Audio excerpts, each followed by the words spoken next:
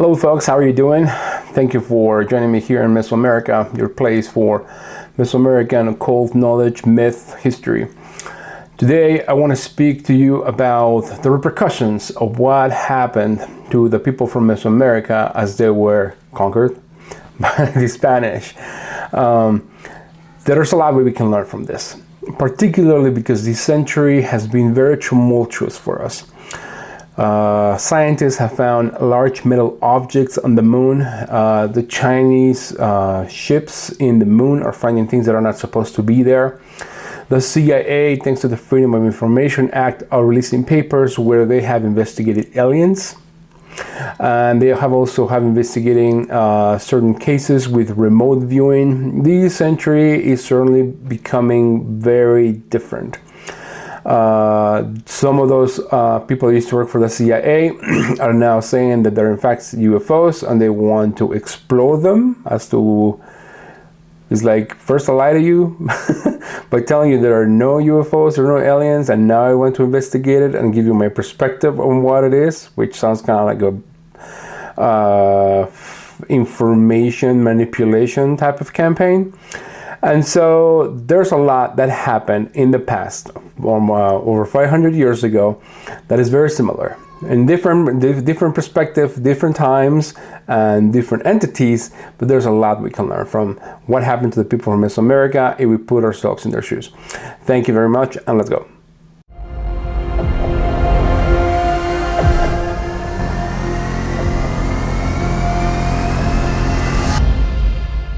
Before we start digging deep into this episode, I want to ask you for a favor. Please forget everything that you know, because new pieces of information keep coming up, and these pieces of information are rewriting our perception of what we think is reality.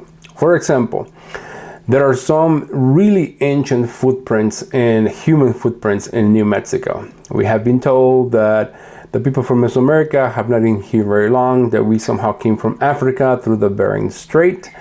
I disagree with this. Every single ancient culture or that have been here in Mesoamerica for at least over 1,000 years will tell you the same origin story. That we came from the ground, that we came from caves, that we came from underground cities. I know this is very hard for people sometimes to believe, but there is more and more compelling evidence that there are underground cities, and for some weird reason or another, we lived there for a while. When we say me, I mean like natives of Mesoamerican nations. And what does that mean? It also means that we did not evolve as like many people say. There's a scientist that I admire a lot, Gary Nolan. He said that it is impossible for just humans and all of universal creation to have spontaneously or even evolved. It's just very unlikely, particularly because of entropy. Everything that is created is destroyed, and even before it is even created, there's chaos upon chaos upon chaos. And so therefore the footprints of life had to have a design. I'm not saying that there's a God, I'm not saying that there are gods, but what I'm saying is that we were somehow created by something or some things. There are some scientific papers, physics papers, that have said that this may be a hologram, and there may be a possibility that we are in fact a hologram and someone had to create or program this particular hologram.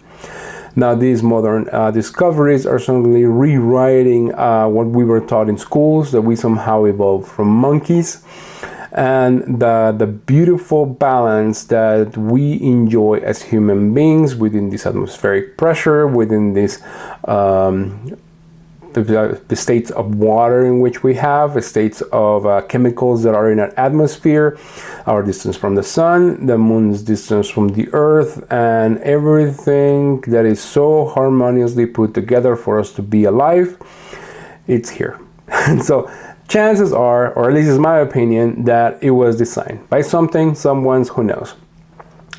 But I agree with Gary Nolan saying that it is in fact a very likely possibility that we were somehow created or we were placed here. And what does that mean? That means that we were probably created by something else that already knows we are here.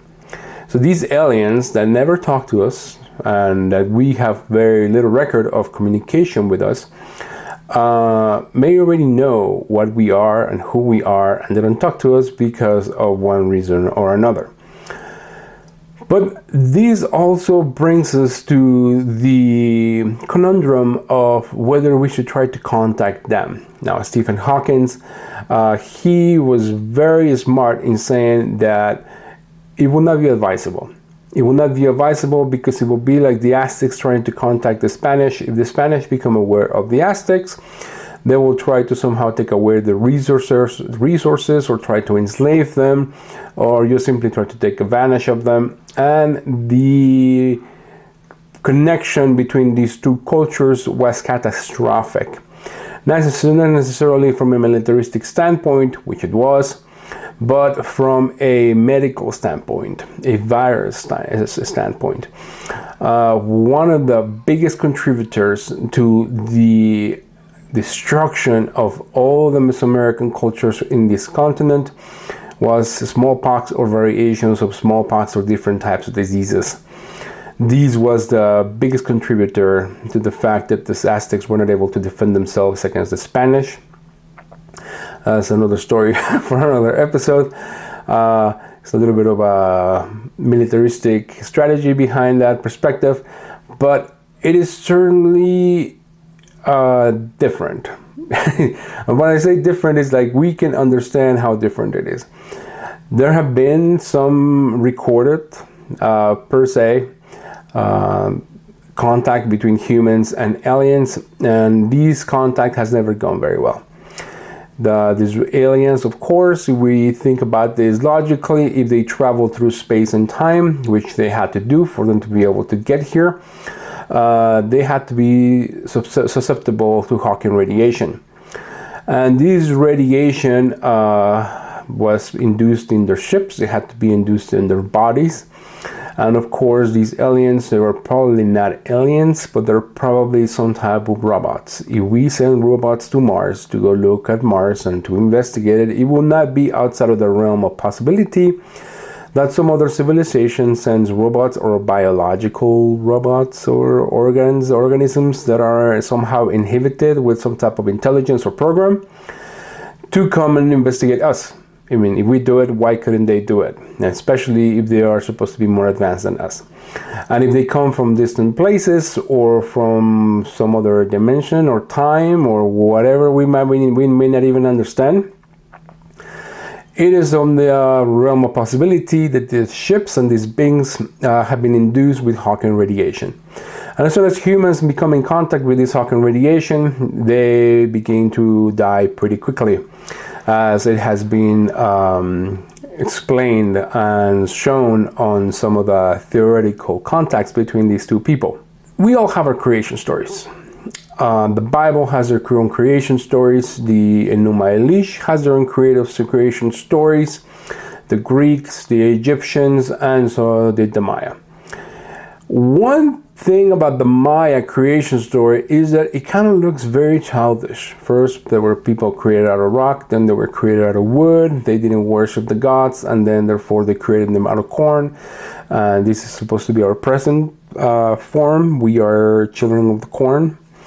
And so the children of the corn were able to worship the gods, and as a result the gods decided to keep them and to deal in their affairs and help them out. Now, what does that mean? What does that even have to do with this video? What it means is that the Maya obviously knew things that we don't. They obviously knew how to read time, in which we have absolutely no idea how to read time. They knew how to build structures in which we don't know how to build structures. They knew how to harvest certain plants and fruits that we have absolutely no idea how they did it. How did they maintain such levels of population? Their levels of religion and spirituality, something that we just don't quite understand.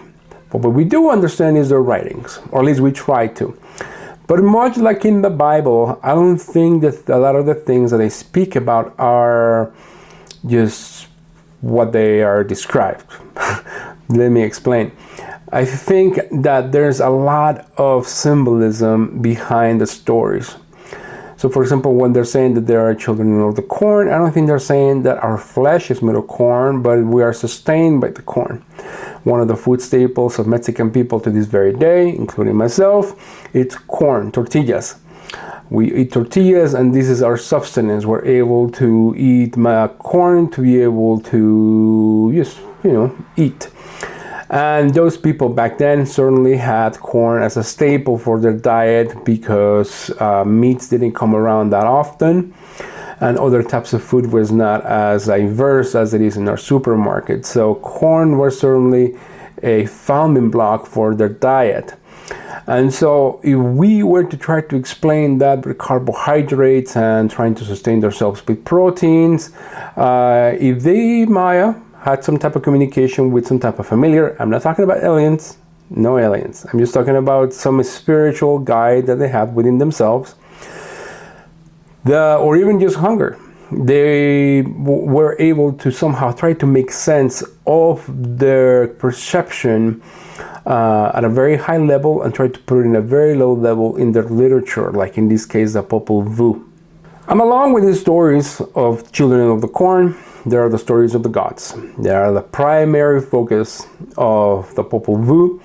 They were the primary focus of everyday life for the Aztecs and a lot of the Mesoamerican people. And these gods were creation gods. They were also gods that helped them sustain themselves and maintain themselves alive and maintain the beauty and harmony of the universe, which is something that to me is a lot more beautiful than our destructive gods, like Jehovah of the Old Testament, where he got Noah to build an ark while everybody else died. The Popol Vuh also has a similar story, but it's very different. And anyway, the Popol Vuh speaks a lot about the gods and how they created humanity and how they intermingled with humanity. And so they had their own perspective of their own reality, and so did the Spanish. And so therefore, it is not very difficult for us to be able to think that those people have a very different interpretation of religion than we do, and whether it is even a subject of conflict. For us humans, the subject of religion has been a huge subject of conflict, from the Crusades to the 300 Spartans to modern cults that try to think that they speak for Jesus, and so they kill everybody. And it's just religion and their beliefs has created a lot of unnecessary misery and death that should have never happened. But it has been utilized by people to profit and to use people.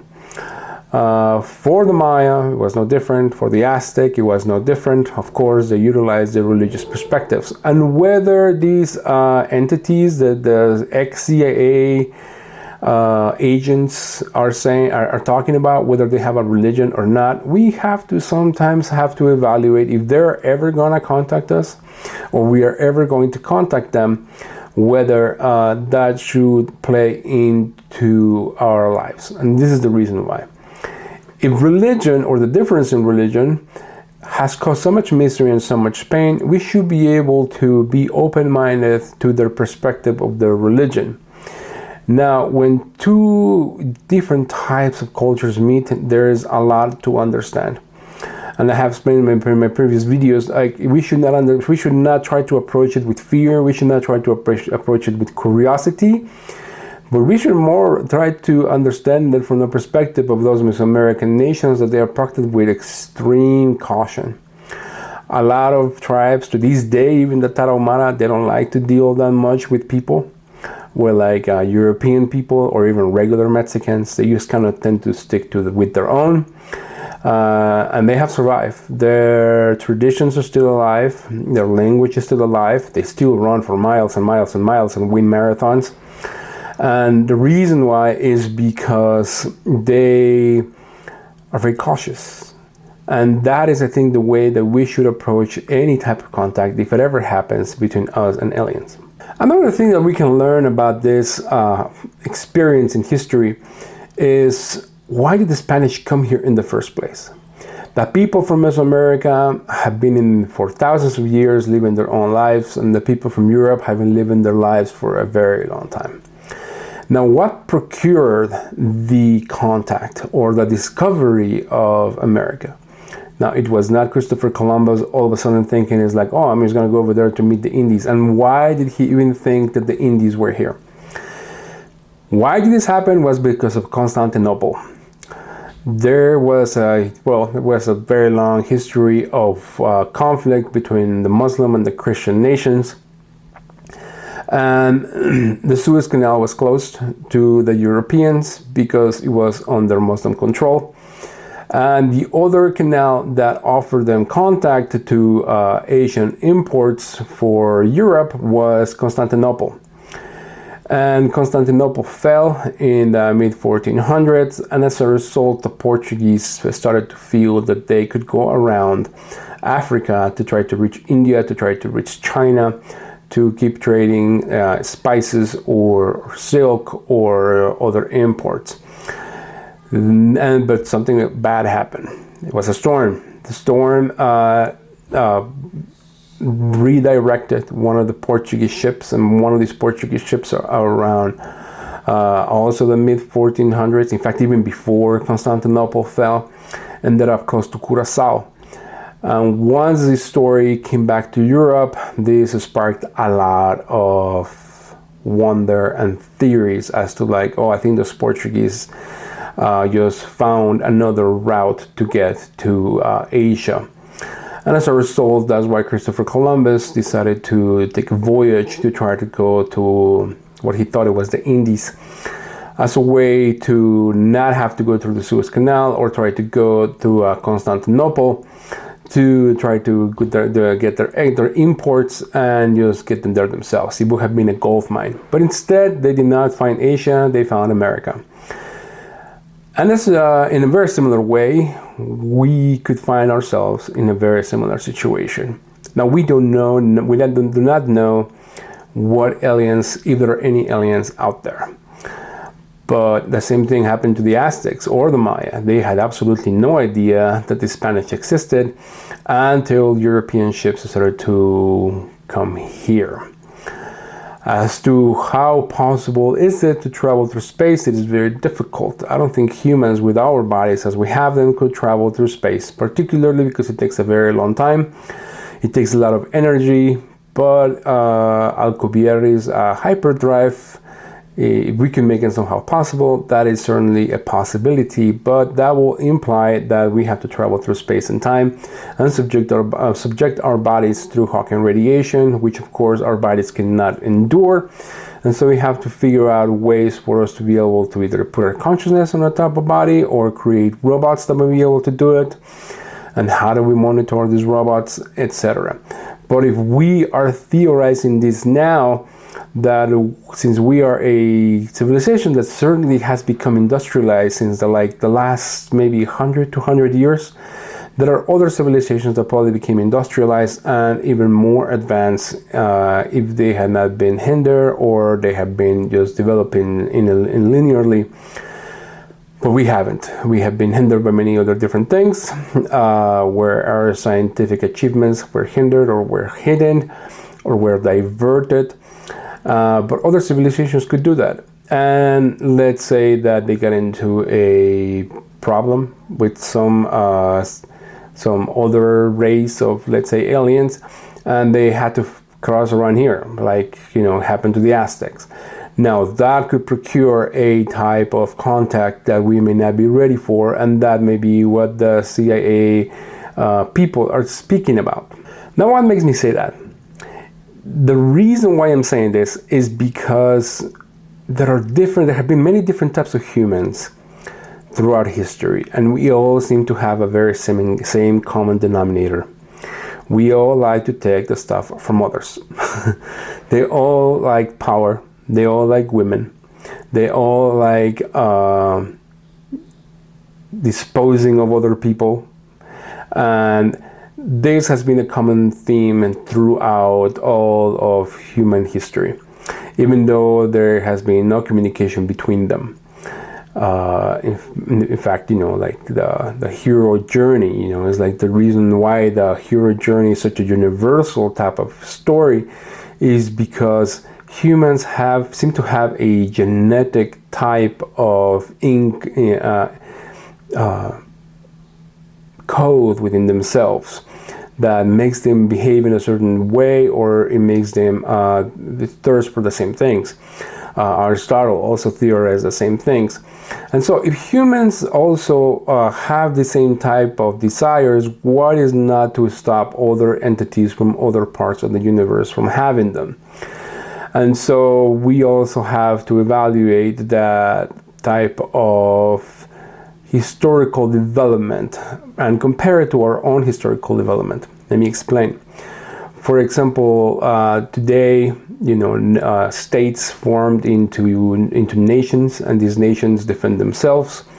So there may be a certain type of aliens, nations or planets that are somehow form an alliance among themselves, and they may fight against other alliances. And of course, since everybody's fighting for power, like we humans always do, there may be different factions or different aliens.